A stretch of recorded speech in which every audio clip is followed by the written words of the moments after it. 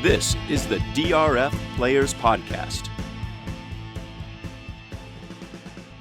Hello and welcome to the May 31st edition of the DRF Players Podcast. I'm your host, Peter Thomas Fornatale, back with you after a very fun and relaxing Memorial Day weekend. Not joined by the usual crew today. One of the usual crew is in the process of moving his family from his homestead in Manhattan, where he used to be able to walk to work, out to the wilds of Queens. Not really the wilds of Queens, Forest Hills, in fact. Apparently Mike's new neighborhood. So Mike will not be joining us today. I am joined by Jonathon Kinchen, a.k.a. at UT Big Hair. Jonathon, how did Memorial Day weekend treat you?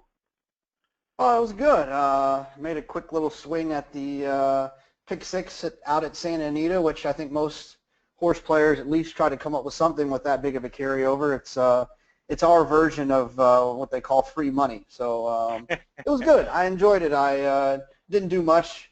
Got out to the park a little bit. My buddy Robert thought it'd be a good idea to go hang out at this park, and there's a bunch of standing water and mosquitoes, and so hopefully summer in Texas. Yeah, you know, exactly. I imagine summer in Texas can be a little bit of a bummer. Yo, man, I tell you what, it'll keep you inside. They're pretty nasty down here, the mosquitoes. So I try to steer clear. How'd you do in the pick six? I had a couple questions for you about that, actually. You know, I didn't do very well. I ran second a lot. So one of those days. Yeah, it's one of those deals where it's just it depends on the type of investment you're making. I didn't make a huge one, so you have to take some stands somewhere, and when those horses run second, you obviously don't win. So it was tough. I ran second 3 times, I think. Tell me about your approach when you're dealing with a carryover situation like that. Is it the kind of thing where, because of the free money aspect, and we should probably describe to folks what we mean by free money in a minute, but because of the free money aspect, does that make you play one that you wouldn't play otherwise? Does it just sort of lower the threshold of how happy you have to be with your opinion to play? Give me some insight on that. Well, I mean, I think the biggest thing is the sequence itself. It depends on what your opinions are. I mean, if it's one of those situations where you absolutely love a 7-to-1 shot and the type of horse that you would bet win on, and you could even see singling or using maybe very aggressively in a position, and there's a carryover. It's the kind of day that you need to reach into your pocket and you need to make whatever is a comfortable investment for you in that position. Now it's but if it's one of those deals where you're just kind of going through it and you're like, oh, I kind of like this horse, I kind of like that horse, I kind of like this horse. Those are the ones I usually attack in a very skinny way, and if I hit it, great. If I don't, no big deal. But I typically try not to let the pool influence the looseness of my play. I'd rather the sequence determine how I play it. That's very smart. One of my favorite horse players to talk to is Maury Wolf, and Maury made the analogy to me once. If Powerball, it's a stretch. You got to sort of follow us through here for this analogy to work, but I think it's a good one. But if Powerball were a positive expectation game, and we'll talk about what we mean by positive expectation in a minute, but if you knew that more money was getting paid out of the Powerball pool than went into it, that doesn't necessarily in and of itself mean it's a good bet, just because the degree of difficulty is so high. Your odds of getting that sequence of numbers are so astronomical that you're kind of throwing your money away anyway. And I think the pick six and other jackpot wagers can be viewed in sort of a similar light. If it's just too hard, if you have no opinion and no way in, the carryover doesn't really even matter. You need fundamentally to have some ability to cash the bet for the positive expectation situation to really come into play. Let's talk to folks about what we mean by that. I'm going to make you're going to get first crack at explaining carryovers and positive expectations, and then I'll chime in if you're struggling with it. Oh, you're the one that's written the books about handicapping. Yeah, so to me, the way I look at it is that, I guess the basic, if you've never even heard of horse racing before, we all bet into a pool, and if no one wins that money or hits that bet or has the all correct, 6 correct, that money I think the track keeps some of it. They keep some of their take, and then they push it to the next day. So that's pretty much free money. Those people aren't back. They might come back, but if they come back, they have to put in more money. They leave and their money stays, and now it's free money. So now it kind of is the starting point, the kicking off point for the next day's pool. And then in this situation, I think it was a double carryover, so that happened twice. So it started with $40,000, and then it rolled into $300,000, and then it whatever, and so $400,000, and then the pool got up to $2 million yesterday with people chasing that. I haven't done the math on yesterday's carryover, but I know, for example, like the Gulfstream Rainbow 6 deal that we all played a few months ago, you can get to a point where there's so much money carried over that even with the new money that comes in and the track taking their cut of that new money, it's still enough to counterbalance the effect of the takeout, and you actually have a pool where more money gets paid out than goes in. So in that case, your dollar at the racetrack, assuming a 15% blended takeout, your dollar is worth 85 cents because a dollar goes into the pool, and then for that dollar, 85 cents comes out. But in these rare and interesting positive expectation situations, your dollar can go in, and because of that money added in, it can come back worth $1.03 or $1.05, or gosh, it was even more for that Gulfstream one a few weeks ago. I forget the specifics, but it was something like a dollar was worth $1.10. So at the very least, what a carryover is going to do is reduce the effective takeout for you in the pick six, and at most turn it into a situation where you can take essentially your investment. You can quantify your investment as being worth a certain percentage, which is something that we don't get to do that often in horse racing, and a lot of people are attracted to that situation when it occurs. For me, I think Jonathon made the key point. If you've got a strong opinion about the sequence anyway, that this is the time to invest. And even though it didn't work out for you yesterday, it did work out for a couple of people. We had a carryover in California and a carryover in New York. Do you have those payouts in front of you by chance, Jonathon? I just kind of know them a little bit. I think the New York was like 400,000, which I think was just one winner. I think I'm not 100% positive, but I think it was just one winner. And then California was like 1.5 million, and I believe that was one winner as well. So incredible result, life-changing stuff. If you were lucky enough to be able to come up with lucky enough, I say, good enough to come up with that particular sequence of 6 winners. There was some connection to the contest world. I think I saw Roger Satina, who listens to the show periodically, had a kind of a frustrating tale about what happened to him. Which one was he playing? And give the folks, I think you saw that tweet, give the folks a rundown of what happened to Roger. Yeah, he tweeted his ticket, so I don't mind talking about it. But it was he invested $200. He was 2 by 2. By single, he singled like a 15-to-1 shot, which is amazing. Grapefruit.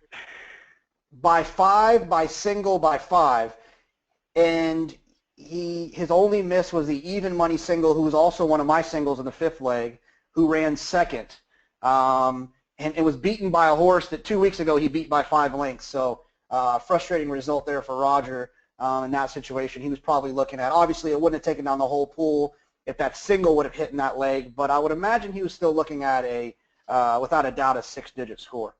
What did his 5 consolation come back anything to speak of? Do you know? Yeah, I think it came back like 2,000. So he got 10-to-1 on his money, which is, that's not a bad day at the office. Yeah, a whole lot of days. I'll take that. That reminds me, I've been talking about getting Roger on the show and haven't done it yet. Would love to have Roger on. Also want to say hi to a pal of Roger's I met through him, who I know listens to the show, Frank Sorensen. Frank, from what I understand, had an interesting experience out at Treasure Island a couple of weeks ago in their NHC qualifiers. Wouldn't mind talking to Frank at some point, too. So hello, gentlemen, if you're out there listening. I want to mention also our Bad Beat contest is still going on. We have gotten some great responses so far from folks. But you know what? We can't have enough, because I do want to do, if not a whole Bad Beat show, at least a whole Bad Beat half a show. Other than the winner of the contest is going to get $100 in site credit at the new DRF Tournaments platform and going to receive a signed copy of May the Horse Be With You by Harvey Pack.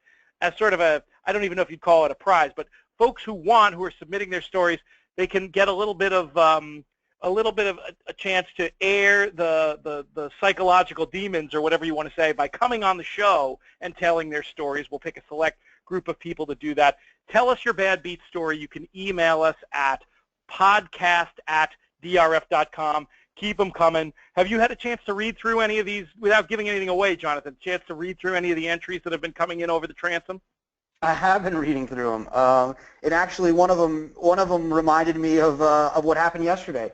There's a quick little piece of it. And they're listening. They'll know what I'm talking about. There's a guy that had a story about how a late scratch in a pick six sequence can affect you. You know, you lose the horse that you liked, and then you end up with the favorite. And if you didn't like the favorite, that's not always a good thing. It's kind of a negative and to a certain extent.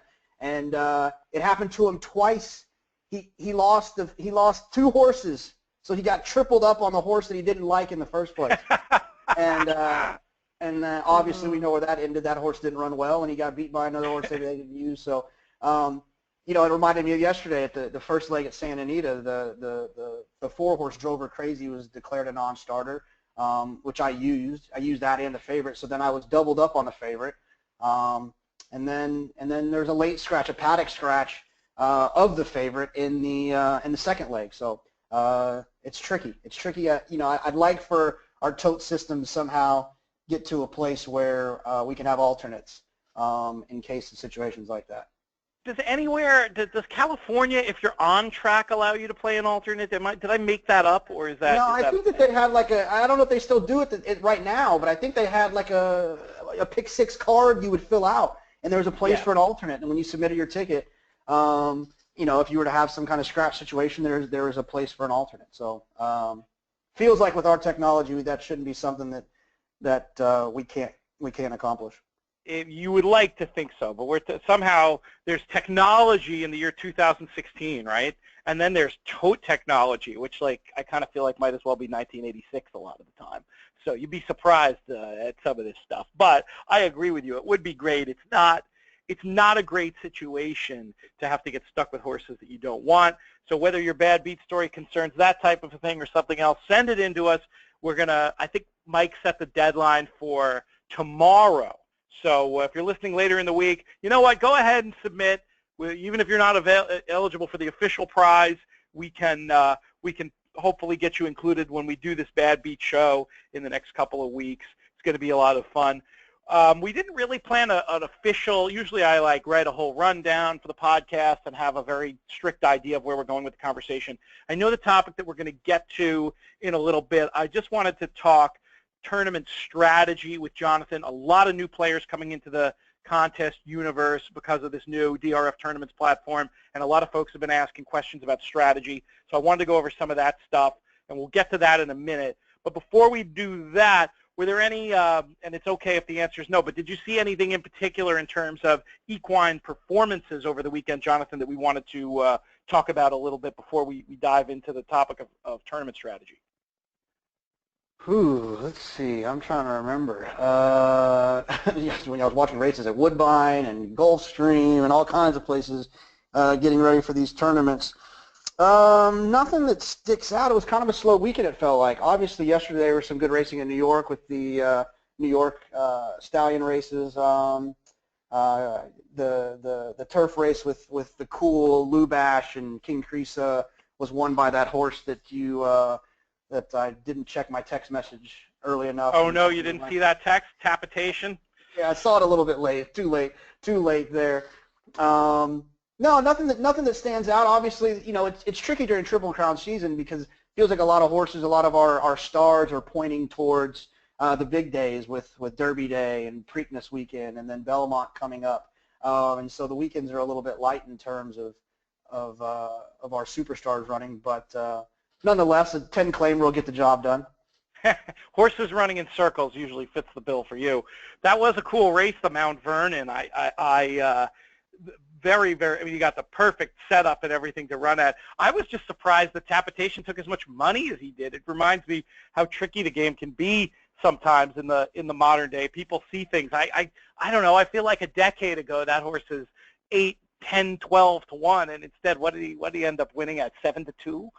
It's it can be a very difficult thing. The horse that I know you liked in there, King Creesa, ran really well. I thought obviously just got a little bit cooked on the front end, perhaps, or near the front end, attacking that hot pace. But that's a cool group of horses, and hopefully they're going to continue to, even though obviously there's some new players emerging, to go with that group of 3 who seem to stand out over their competition in the New York male turfbred ranks. But hopefully that's going to be a fun division to follow this year. Did you what did you feel about King Creesa? We're going to be looking for big stuff from him as the year goes on. Yeah, no, I thought he ran well. I mean, that horse, I can never say his name, whatever. I'll let you do it. Macagon. People pronounce it differently. That's what I say. I say Macagon. Other people pronounce it differently. Yeah, chasing that horse, he's a legit speed turf horse, and chasing him around there, and he kind of put him away, and then just was too many quality horses running at him late. I think he'll have a good year again. What a cool horse he is, and I'm a fan of horses that can control their own destiny on the front end in turf races, and so I'll definitely be looking for him this summer to kind of regain his New York crown. Another race I did want to talk about, I forgot all about it, and I didn't, was Lone Star Park yesterday. They had their Lone Star Handicap. It's my home track. I got to go there this weekend and participate in their tournament. It's like it's so nostalgic going there. Like, I actually went out to the apron and remembered all of these situations in my life where I hit my first try box for $180 and just all kinds of cool stuff. And so yesterday, Cyrus Alexander, a half to Super Saver, won their Lone Star Handicap yesterday for Jerry Hollendorfer, and I think Martin Garcia was there. And so they're paying attention, Lone Star is. I talked to one of their marketing guys, and they have been trying to get their Sunday cards as stacked as possible for horse players to pay attention to, right in that little gap between when New York ends and California starts. And so if you're sitting around on a Sunday, pay attention to that. Our state could use a little bit of help. We're trying to get things going in order, but we got some political obstacles we have to overcome. Cyrus Alexander, very familiar to the old school DRF pod listeners. That was one of Matt Bernier's horses who he was thinking about for last year's Triple Crown. We spent a whole lot of time talking about Cyrus Alexander, and I believe Matt even predicted that he's a horse who might go on to do some good things in graded stakes at age 4 and beyond. So definitely a familiar name there. Were you playing in their contest, or was that? I know they had one recently. What's the story with that? Yeah, no, I was playing in their contest. It's pretty cool. It's they usually do it. They've got 4 kind of sessions. They have a round 1. They have 2 round 1s that lead to a round 2. They're all free. That just concluded. They're going to do another one of those in August. 2 round 1s that lead to a round 2. They give away 2 seats in each one of those, and then they have kind of like a free for all in September and October. They're just round 2s essentially. They don't have the lead ups to them, but they're free tournaments, and it's a really cool simulcast area they have there. Good tables, good food, so it works out pretty good. Did you happen to notice who did well, or were you gone by that point? No, it was guys whose names I haven't seen before. That's what's cool about their tournaments, is that it's because they're free, because they're in they're in Texas, so they're right in the middle. They're kind of away from New York and California. You kind of get to see some new names. One of the guys was telling me that pretty much every guy they usually send out there to Vegas, it's their first time, or they're new tour members or whatever, just because they've gotten involved being at the track on a Saturday and they picked up one of the free entries and had a good day. That's terrific. I'm now tempted to tell you to talk to your friends at Lone Star and get us set up to do a seminar down there or something. It would be fun, a fun place to check out. Though I don't know, you got me real nervous with that comment about the mosquitoes. But if we can find the right time of year, we'll do something. We'll do a podcast live from Lone Star or something. I think it could be pretty cool. Absolutely. To be honest, we actually had that conversation. I just forgot to tell you about it. Oh, nice. Well, there you go. I'm really looking for an excuse. I've never been to Austin, despite the fact that I'm a music and food lover. Yeah, no. Every time you tell me that, I'm shocked. I know you too well to imagine that you haven't been to this place to enjoy those things. All right. Well, we're going to get that. We're going to get that taken care of. Big news in the contest world, which I'm in the process of getting to the bottom of. Not the first time this has happened. I know of at least one other instance, but yesterday, Brett Wiener, former NHC Tour second place finisher 2 years ago when Eric Moomey won, and generally speaking, a force in contests. He won the Saratoga tournament last year, and you see his name on a whole lot of leaderboards. He qualified for the NHC twice yesterday. Once was in the DRF Bets contest, and then there was another online contest that he punched his ticket in there.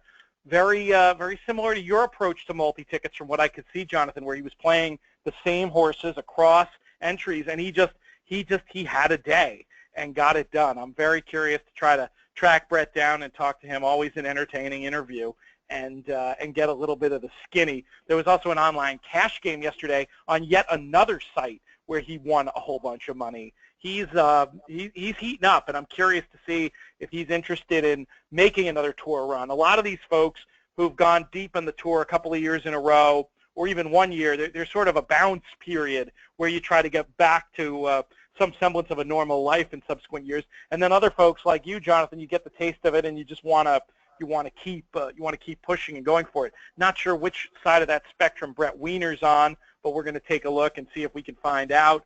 We also had a BC Qualify action. We sent 6 players to win their full $10,000 BC berths. That was in a contest on Saturday. I'm not going to list them here. I'm going to do a full write-up of that contest, and we're going to have that information up on the site later today. Some familiar names, some new names. It should be good reading to check that out. So now, let's talk to the people out there who are thinking of getting involved in contests. They are maybe excited by the prospect that on the new DRF tournament site, you can play during the week, and you can play for as little. I didn't actually check what the lowest buy-in this week is. Last week, the cheapest contest buy-in was $18.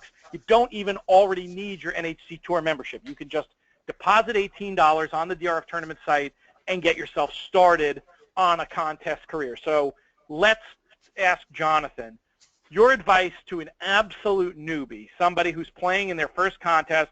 You can maybe we'll say they're a novice type handicapper. They know how to read the racing form. We're not going with a complete newbie here, but somebody who knows how to read the form, but they haven't really dipped their toe in the contest water. Give me your advice for this person.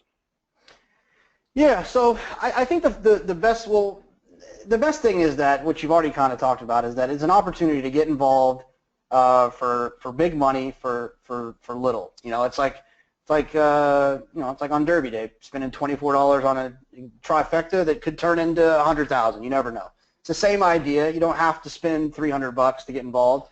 And I think the feeders is the best way. I think it gives you practice, it gives you experience, it gives you action during the week. Controlled action, and with a controlled price, you know that you can get a full day action for $18, which I love. The idea that on a day where you might not have got to attack the card preparation-wise like you'd like, you're diving in for $18, not a $150 investment into the pick 4 that you barely handicap.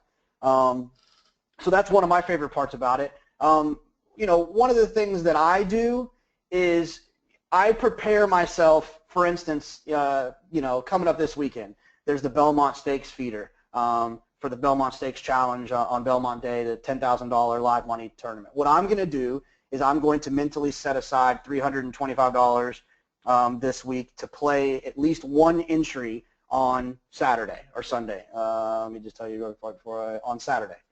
What I'll do on Thursday and Friday is I'll play the $25 or $36 rather, the $36 feeder on Thursday and Friday, and if I happen to do well in there, then I'll have 2 entries on Saturday. If I don't, then I'll only have 1. So I kind of split up my accounting there, where I can try to, you know, I'll try to get 2 entries, but I'm not going to buy 2 entries.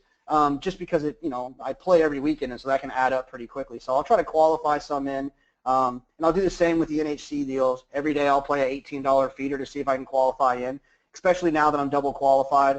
I'm not really trying to spend, you know, $300 and you know, whatever it is, $70 every weekend trying to qualify for something that I've already qualified for just for tour points. So I use the feeders as a way to try to save a little bit of money, get some action during the week, work on my game. It's something that I think is underrated. The more you play, the better you are. The more you play, the more you're able to kind of see the angles in which we find long shots. You learn. And yesterday I learned a lesson. With that horse that won at Santa Anita, the one that we talked about, Rogers singling. That horse ran well as a 2-year-old, had a long time off, and came back as a 3-year-old with positive works. And he's going to be a horse that's 15-1. That's the kind of horse you want to use. You want to expect that there's going to be some type of an improve. And that's from playing every day. And so these feeders kind of allow you to do that. You've described it as muscle memory. You develop sort of a muscle memory of what these horses at prices look like. And I think tournaments, for whatever reason, it seems to me people develop that better in tournaments than they do in cash games. So what reason do you suppose there is for that? Well, like I talked about, actually, I just got a note from Elliot Honecker, which is funny you mentioned this, that he just said that he read the interview in the Davidowitz book, and I actually talked about it in there, is that tournaments gave me the confidence to play 10, 15-1 shots that as a young player I didn't have the confidence to play with cash in my pocket. For instance, like that horse that I described yesterday, the horse that had the big race of the 2-year-old, the one that ran at Santa Anita. That's the kind of horse that I would use in a tournament, but the old me would not really include that horse or key that horse and exact the bets or trifecta bets because I didn't have the confidence that I was good enough to select a horse that was 15-1 that could win.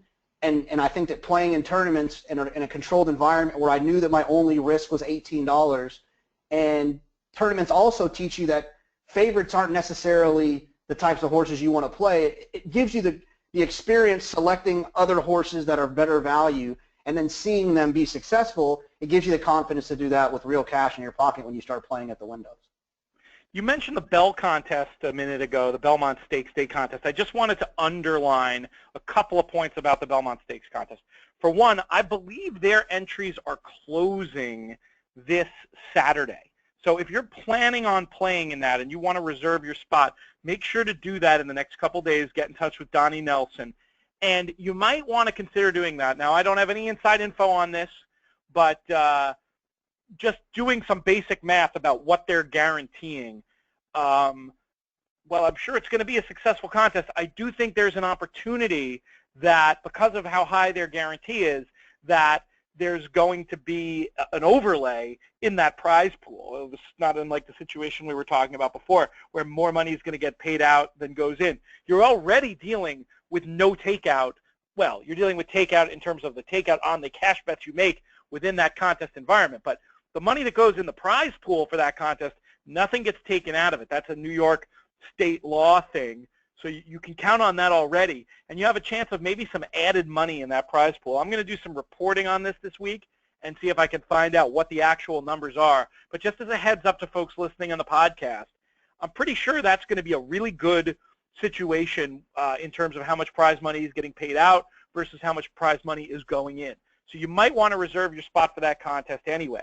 And then throw in the fact, as Jonathon was mentioning, you can qualify for small money potentially through our feeders on DRF tournaments.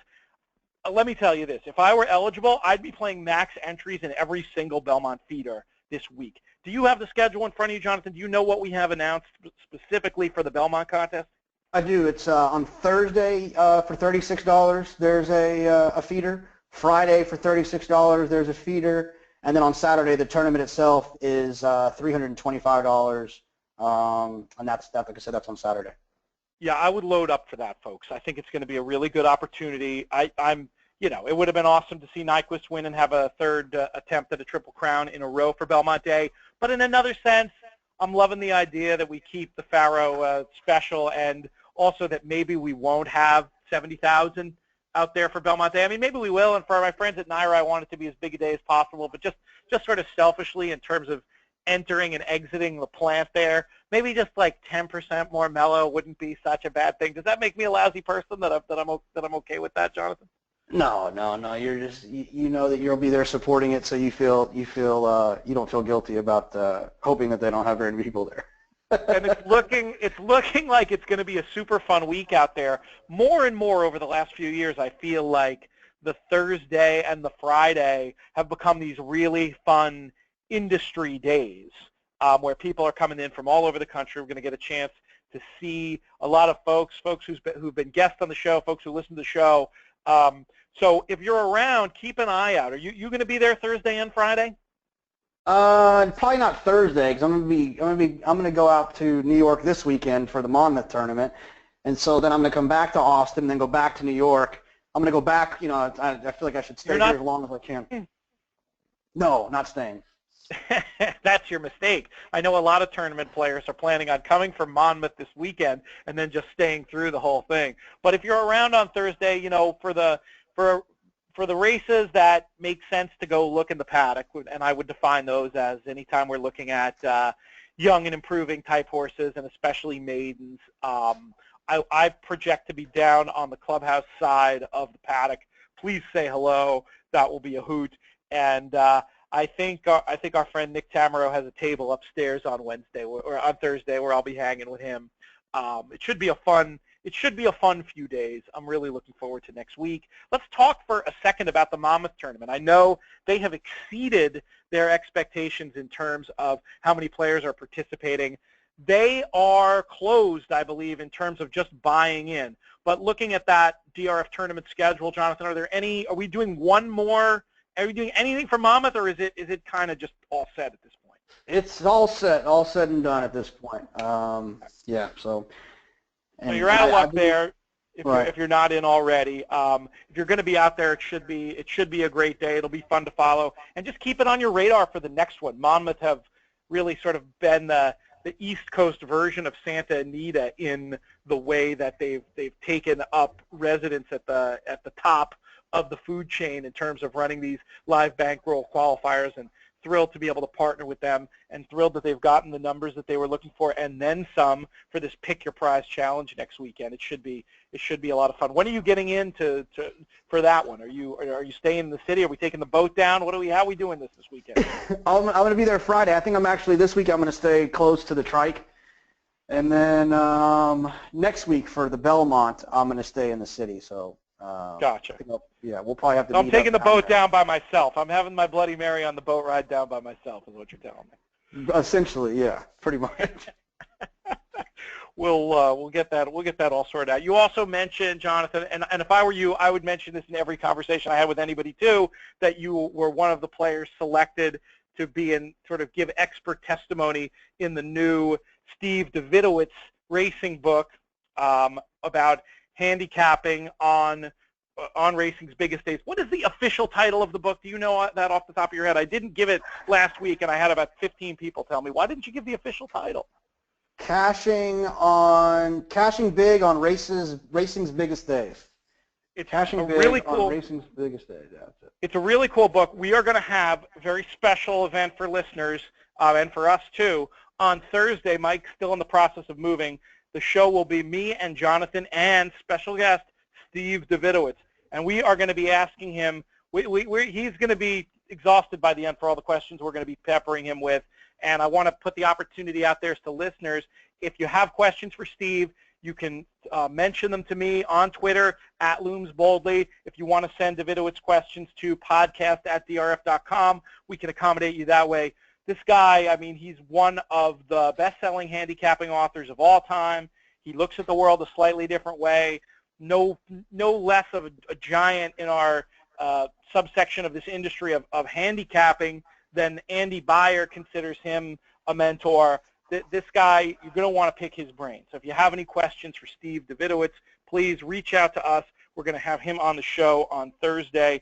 All right, Jonathon, before you gave a pretty good outline of the why of playing in these low bankroll feeders, let's spend a minute talking about the how.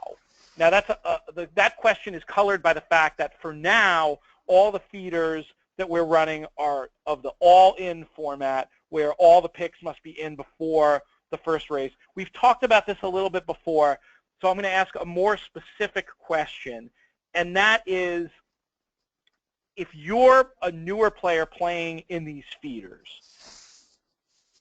obviously you're going to want to stay very close to the idea, the old Paul Sherman thing, play who you like.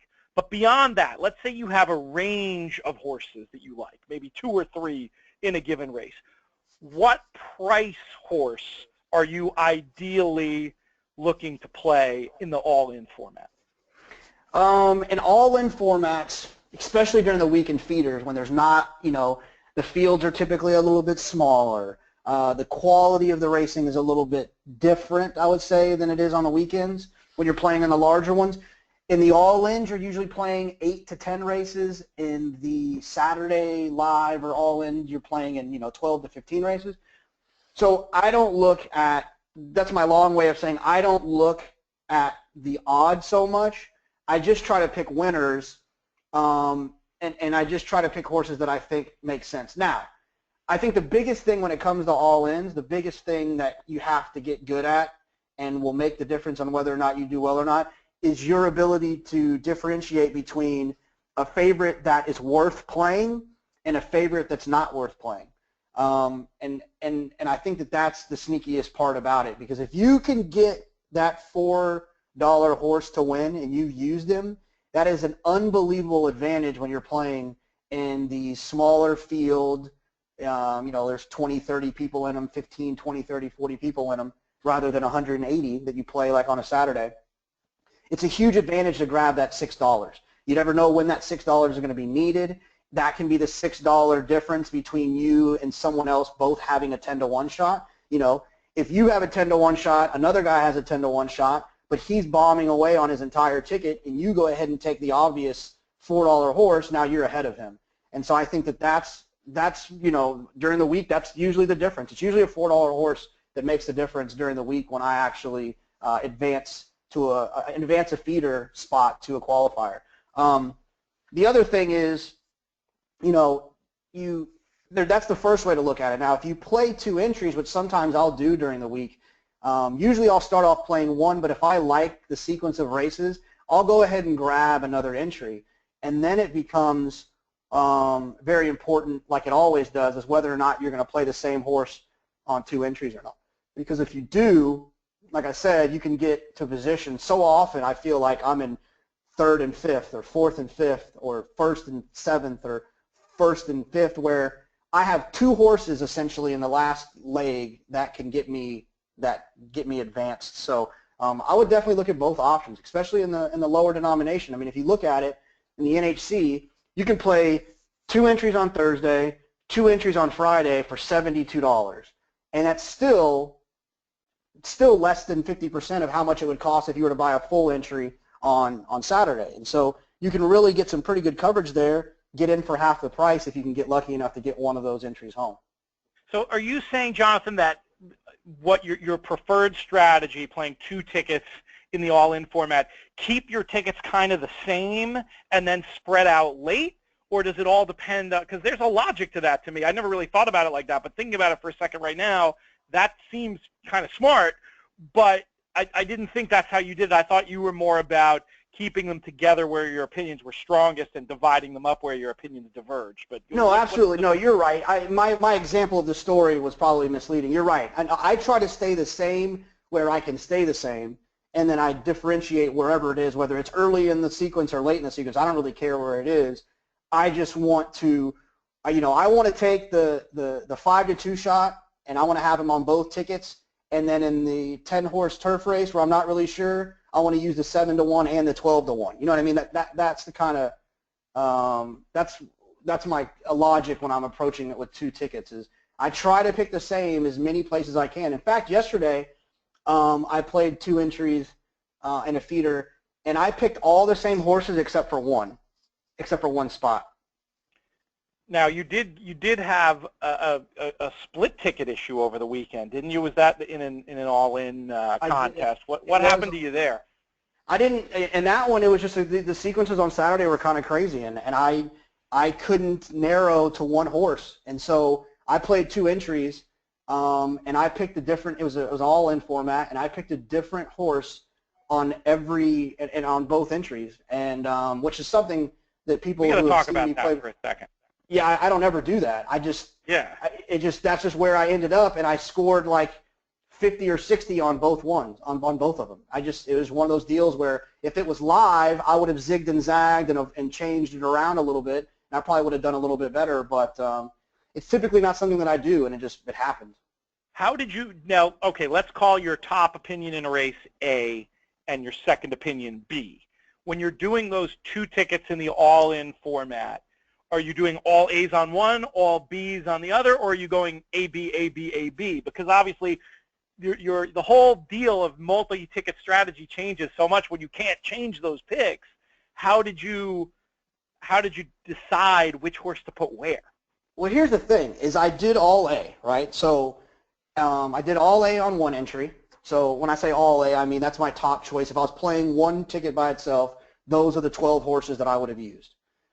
And then on my second entry, it's technically my B, where if I wasn't playing the horse I was playing on my A, this is the horse I would play. Now, the crazy thing about it is I can tell you at least 10 times last year where my B ticket did better than my A ticket. I mean, it happens. It happens a lot. Because you got to think, and you still like the horse, and not always, but a lot of times your B horse typically will be a larger price, typically. Because if you're Jonathon Kinchen, yes, typically. Yes. Now, if you like chalk the way that you do, yes. Yeah, like our friend that the man who remains unnamed that dresses in all black, he tells me that he picks, if he likes 2 horses, he picks the longest price one.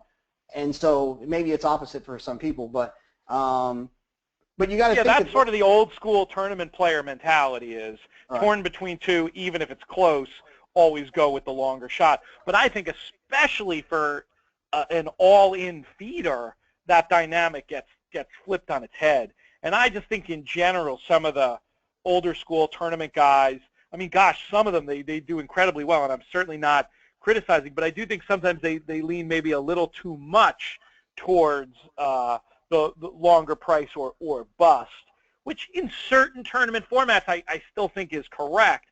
Something like a tournament like the Horse Player World Series, for example. The field is so big. There's so many races.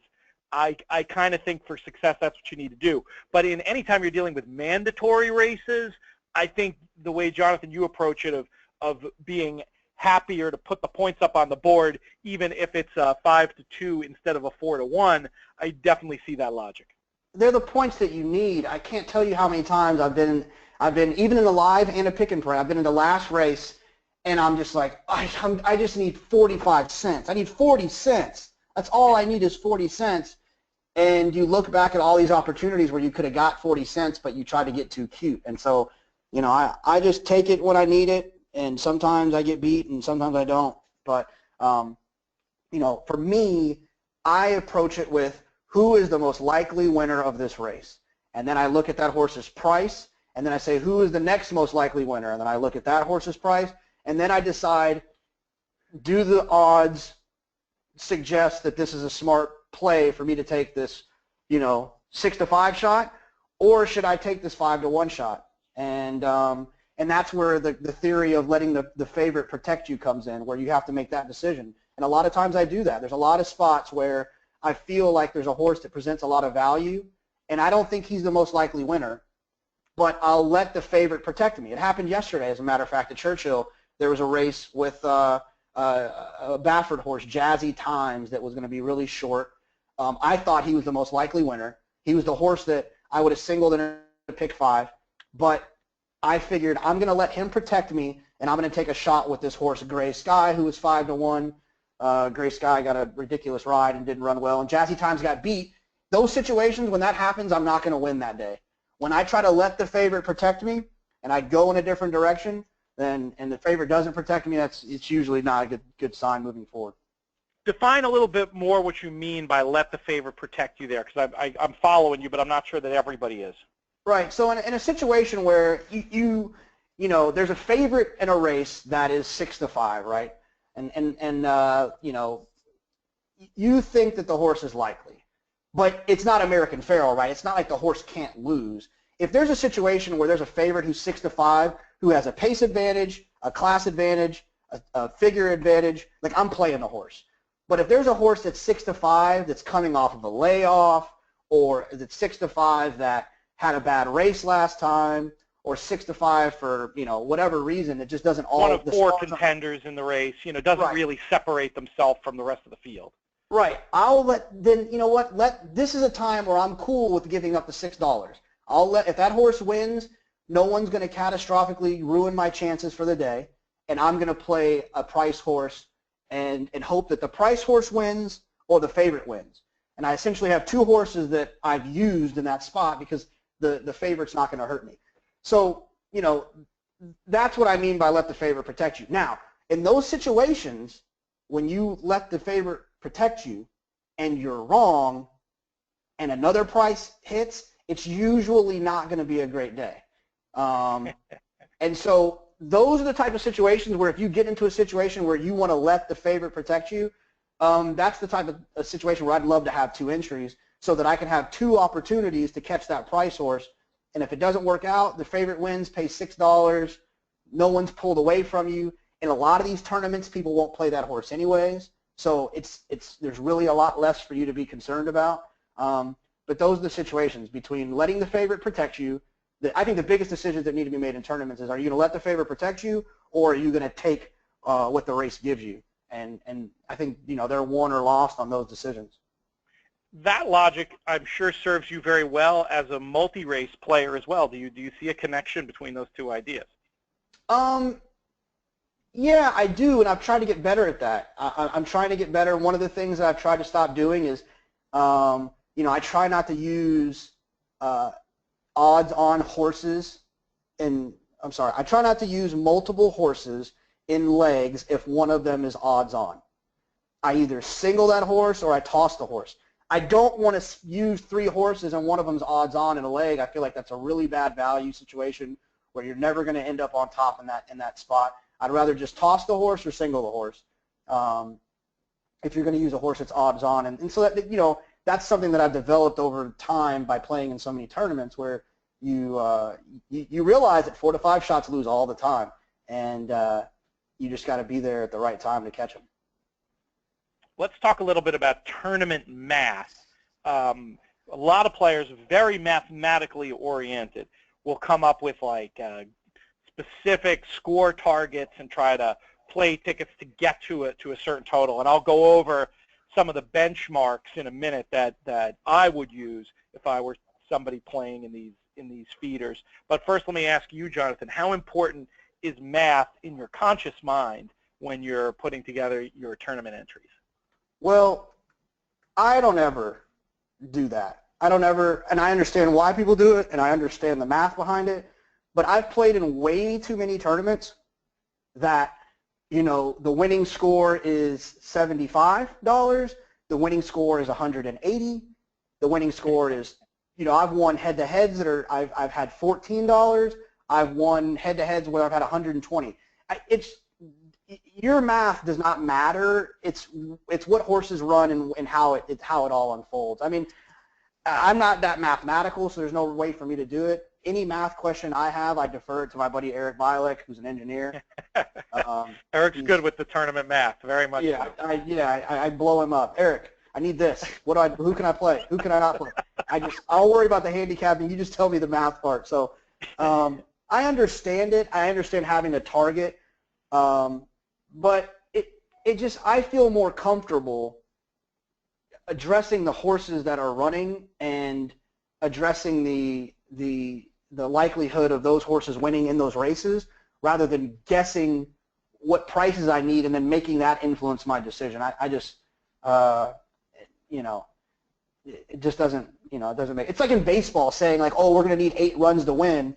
So we're going to decide that in the first inning. So we're going to just swing for home runs the entire time. And the next thing you know, you could have won 1-0 if you played small ball, but you missed that opportunity because you thought you needed 8 runs. And that was a pretty good analogy for a non-baseball guy, huh? Yeah, I was going to say, I didn't even know you knew the rules of baseball. So it's impressive that you pulled that one out. And I do think there's something to be said. For me, it comes down to just sort of how your brain works and just your own individual aspects as a player.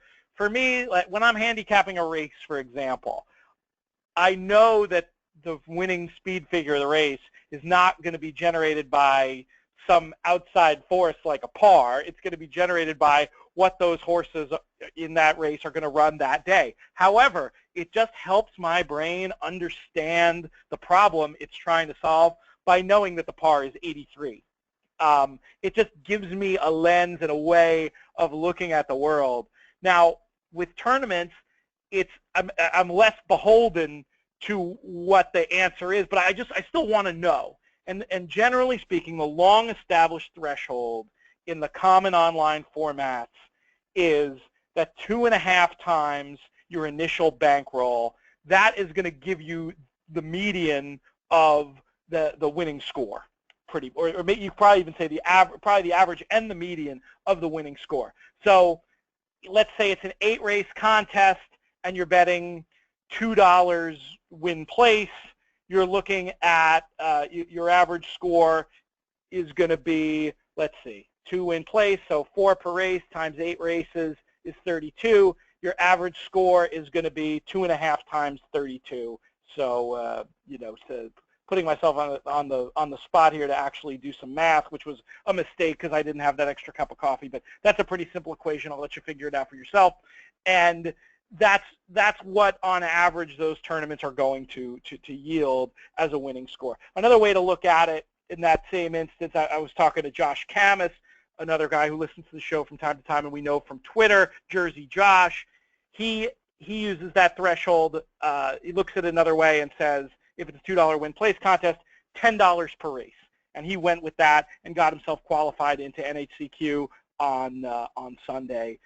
He didn't do very well on NHCQ, but got himself qualified, thinking about it in terms of, okay, I need $10 a race. Now, I think Jonathon's answer makes a lot of sense, and I think a lot of people are going to feel the same way and do it that way. But if you're curious to know what the math is, that's basically how it breaks down. 2.5 times your initial bankroll, specifically in a typical online event. Now, when you're changing it from a live contest to an all-in contest, there's actually some disagreement about what happens to the scores. I've heard, to me, logically, and my assumption is that in the all-in format, the scores are going to be lower because people can't chase you. People can't just play long shots late in the contest to catch whatever the leader has. Jonathon, is that your understanding when you're looking at an all-in contest versus a live contest? Which score is typically higher? Oh, I would think that the all-ins are definitely going to be lower, but I would think the median is probably the same. I just think that the top is probably higher, but the median is probably the same for those two contests, or pretty close. That's a good point. That's a good point, because it's those instances where it's all bombs coming in and people can change their picks that are gonna influence those scores. So there's a lot of stuff on tournament math in the Winning Contest Player. If you're curious, definitely check it out. You can pick up a copy of that at the DRF store. If you're looking for a signed copy, feel free to reach out on Twitter. We'll figure out a way to get you sorted out.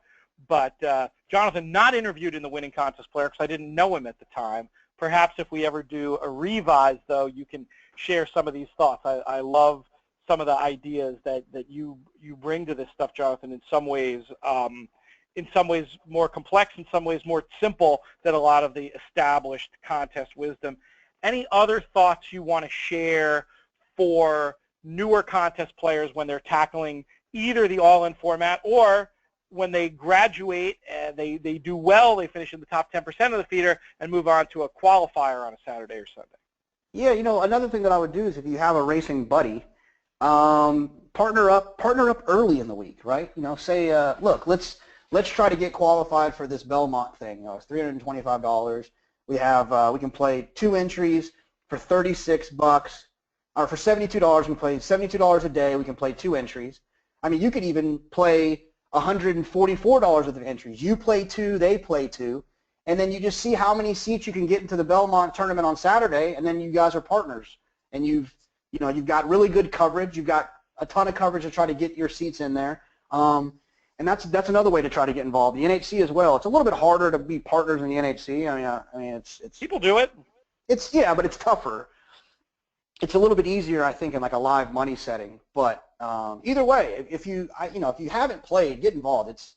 It's just fun on a Thursday. There's nothing better than than sitting around in your office, if you can, with a little window up at Belmont in the 6th, which you normally wouldn't be paying too much attention to, and it could be a big opportunity for you to get involved in the NHC or the Breeders' Cup Betting Challenge or whatever it might be. So it's a lot of fun. I tell you what, tournaments have changed my horse racing life significantly. But it's just a fun way to get involved, to compete, to see your name on the leaderboard, to add a little bit of strategy and gamesmanship to what it is that we all love to do, which is to figure out the puzzle of a 10-claimer on a Wednesday at Belmont or Gulfstream or whatever it might be. So if you haven't tried it, give it a swing. I'm sure most people listening have. I love that partners idea, and we have another minute or two. I want to talk about that for a minute. Again, I think that's the kind of thing that really depends on your personality and the personality of your friends, because there's a lot of horror stories about partnerships gone wrong. Oh, I told him to play that horse. If only I'd done X, Y, Z. Ron Myers, who won the Kentucky Derby contest, frequently in the past had played with partners who he just sort of broke out from, and he said, gosh, had I had my partners in this contest, there's no way I would have won. They never would have let me bet whatever it was, $4,000 to place on Nyquist in the Derby. So there's definitely some instances where you're better off going on your own. But what are the benefits, Jonathon, of playing with partners as you see them? Well, one of the things that I've done in the past, and I haven't done it a lot, just a few times where, these things get expensive. You're playing a lot of tournaments, and if we're both going to be going to a situation, we'll keep our anonymity, right? So I do what I want to do, and you do what you want to do. We're just at the end of the day partners. So if I win 10 grand, then you win 5 grand, but you're not involved in what it is that I'm doing. We're just, we're economic partners. We're equity partners, not decision-making partners. So that's one way that you can do it. Yeah. Are you talking like 50-50 in that situation? Yeah, or you might take 20%? Right. Yeah, no, I mean, 50. It's usually a 50-50 thing. I mean, it's typically the times that I've, for instance, Nick Tamerl and I, we went partners at Del Mar because I'd qualified an entry in for their live money tournament. I think he might have bought in, and we just made a decision that we didn't even talk about decision making. I mean, outside of our normal decision making process. At the end of the day, whatever money he had or I had, we were splitting it. So he was a little bit mad at me when I went all in on a 5-2 shot that ran second, but he got over it. So anyways, he busted out too, but it took him a lot longer. So you can do the same thing with these feeders. If person A gets 2 entries on Thursday, person B gets 2 entries on Thursday.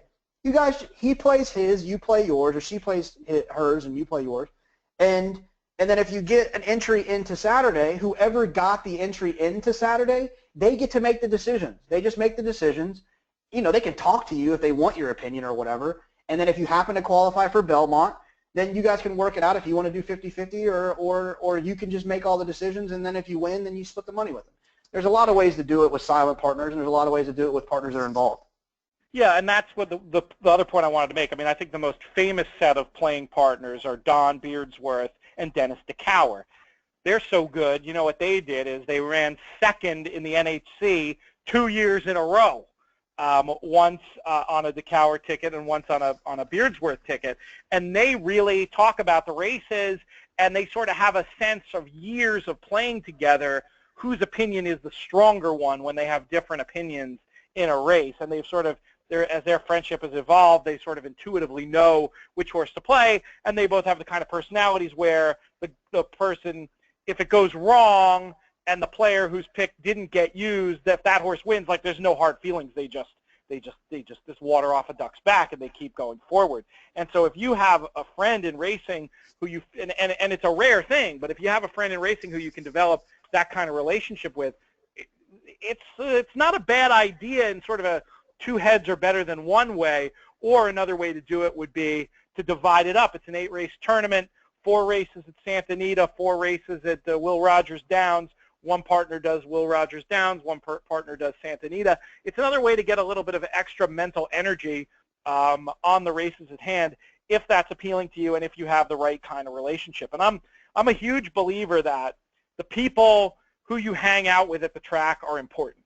You know, we've all seen some negative energy at the track, and for me, like, that's really hard to be around, and I try to avoid it. On the other hand, when you hang out with players who win or players who have a winning attitude, that can really turn things around, and you can't help but learn something just by osmosis hanging around with people like that. And I'm not just talking about winning, I'm also just talking about having a good time and putting some energy out in the world there. Are you in agreement? Am I being flaky here, Jonathon, or do you agree with the importance of your company as far as turning yourself into a winning player? Oh, absolutely. I've had to make some conscious decisions to distance myself from negative people. It just brings down your overall vibe. You know, the guy in your office who's just running around complaining about the boss all day, and the next thing you know, like, you're starting to complain about the boss, and then, like, you know, it's just not good. I'd rather focus on the positive things. The racetrack's supposed to be fun. It's not supposed to be doom and gloom. And so, you know, I'm one of the things I'm most proud of in life are and I mean this from the bottom of my heart, are my racetrack friends. I think that I hang out with a really great group of accomplished guys that are fun to be around, that are positive, that love the sport, who will complain from time to time. You know, I mean, we all do. We get beat. It's a tough sport, but you know, I think you should surround yourself by people that are going to make you feel good about what you're doing and make it fun to do it. You know, so 100% agree. Maybe we'll have to do a column on that in future. I loved your answer there. Yeah, I'm not saying there's no complaining allowed. I'm just saying some people take it a little too far. Everybody needs a good whine every now and again, and that's why the Bad Beat contest, I think, is connected with our audience so much. It's nice to give people a forum to complain about the stories that deserve to be aired, as opposed to just any time you lose, oh, so-and-so's cheating. You know, it's just, I don't need to hear that. It's tedious, and it's distracting, I think, from the bigger goals that we have. All right, I think we've gone our allotted time today, Jonathon. Thank you so much for sharing your insights into the tournament world for our audience. Special thanks to Charlie Zeggers, who I don't thank enough. He's our producer for a lot of these podcasts, and he's done a great job since we sort of slid back into the audio-only pods, working with Mike Hogan to make sure these shows get up in a timely manner and that everything sounds as good as it can. So thank you to Charlie. Thanks to Mike Hogan, a rare show that he misses. He's been the stalwart of the pod from the beginning. Not bad for a guy who was initially not even in an on-air role, huh? And thanks the most to all of you for listening. Really enjoy doing these podcasts a couple times a week. We are going to be back on Thursday with Steve Davidowitz. Get those Bad Beat stories in, podcast@drf.com, and may you win all your photos.